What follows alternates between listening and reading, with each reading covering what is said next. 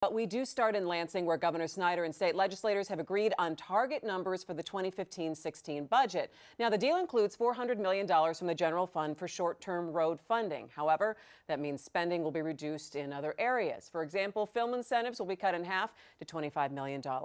Lawmakers agreed that something had to be done quickly to fix the state's crumbling roads and bridges following the overwhelming defeat of Proposal 1.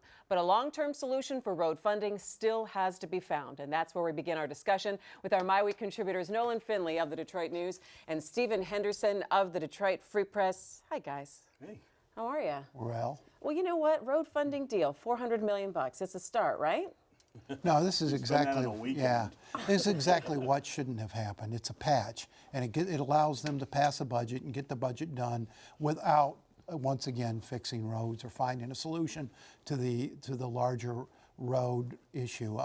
The governor should have not allowed these folks to go home this summer until the final solution on roads was put in place, and that's $1 billion issue. That's not $400 million that they sort of grab from here and there. A lot of it fake money, a lot of it not really, gimmicks, and will never really materialize.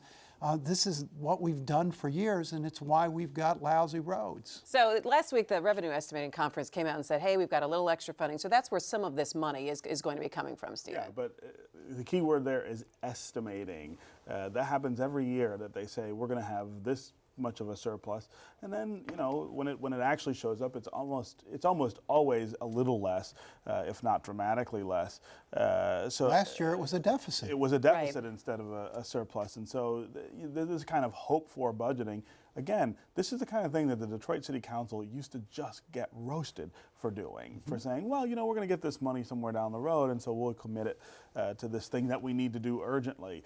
This is not how you plan. This is not how you build a state that people want to invest in. And the governor should have really put the screws to the legislature to say, this is not good enough. $400 million, you could spend that in a weekend in southeast Michigan and not know the difference. Well, he should have never allowed them to pass a budget, to get a budget in place that didn't include a comprehensive solution, because now they've got the heat's off, the pressure's off. This will get them through the summer, get a little road work done here and there. The numbers don't get better the more you do this. You spend $400 million on roads, that's patching roads. That's not rebuilding. That is rebuilding. not doing anything that, it's again, you've blown a tire and you're just trying to slap some stuff on it. That's right. So the number that was $1 billion, $1.5 billion, to really fix the roads probably becomes $2 billion by the time they sit down and actually hammer out a solution. So, we're not saving anybody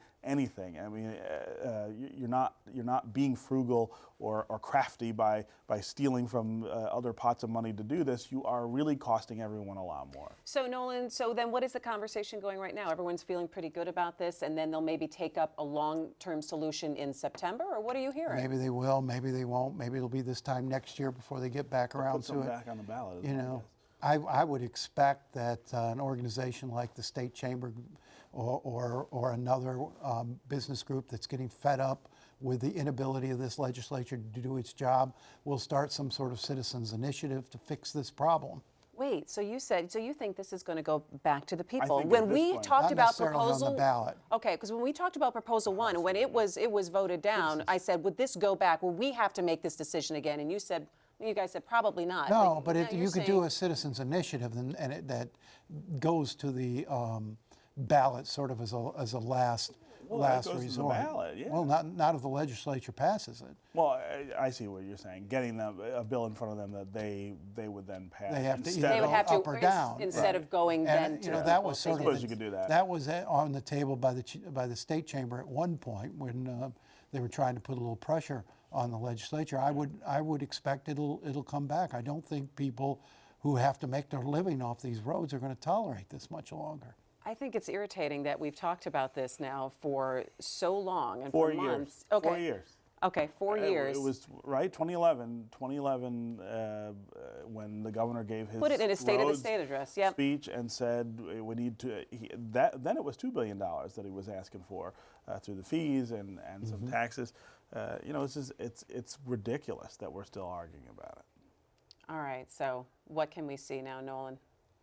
Well, it depends how much pressure that the constituent groups put on these lawmakers. They're convinced that they can get by here without raising any tax, without cutting any of their own spending priorities. Money doesn't materialize out of thin air, and this is really at a crisis point. No, it doesn't. And just this week, a nonprofit transportation research group called TRIP just said that Michigan has the worst rural roads in the country, and that 37% of our major rural roads are in poor condition. Now, a lot of the funding that we get from that also comes from federal funding to fix the rural roads, too. Yeah, no, I mean, all of this is sort of mixed together, and this week you saw the federal government kick the can down the road, too, on road funding with the Transportation Trust Fund, the Transit Trust Fund, or whatever they call it.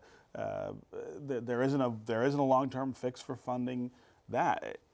The infrastructure conversation in this country is really bizarre. I mean, this is a country that built itself and built its economy off of infrastructure, roads and bridges and trains and sewers and all of these things, and we have let it sort of rot over 50 years. And now you can't get people on either side of the aisle to say, you just got to pay for this stuff. This is basic economics, and people just don't want to do it. All right, we'll see if people buy this quick fix.